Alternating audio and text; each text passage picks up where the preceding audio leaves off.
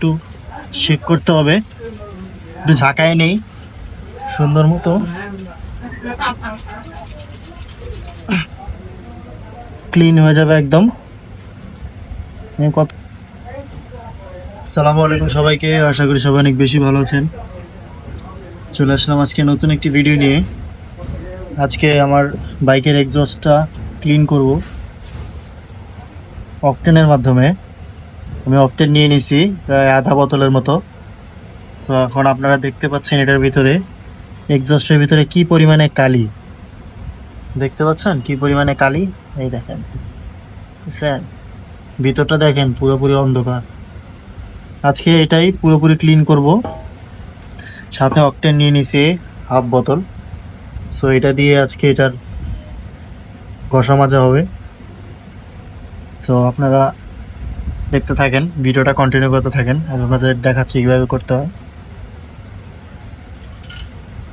প্রথমত এটার ভিতরে কিছু আছে নাকি বের করে নেই, তারপরে আমরা এটার ভিতরে অকটেন ঢেলে দিব। সবগুলো অকটেন ঢেলে দিই ভিতরে, গ্যাপ আছে একটু, এইখান দিয়েও ঢালা যায়। এইখান দিয়ে ঢেলে দিই।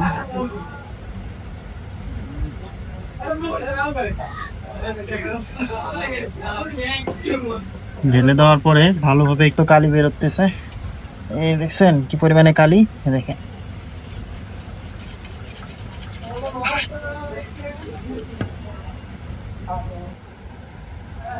তো এখানে ক্লিন করা শেষ, অলরেডি পানি দিয়ে ওয়াশ করা কমপ্লিট। এখন একটু আগে থেকে একটু ফ্রেশ লাগতেছে। এখন এই যে জংগুলো আছে, এই জংগুলো পেইন্টের মাধ্যমে পুরোপুরি একদম ম্যাট কালার করে দেব, ফলে একদম নিউ মনে হবে।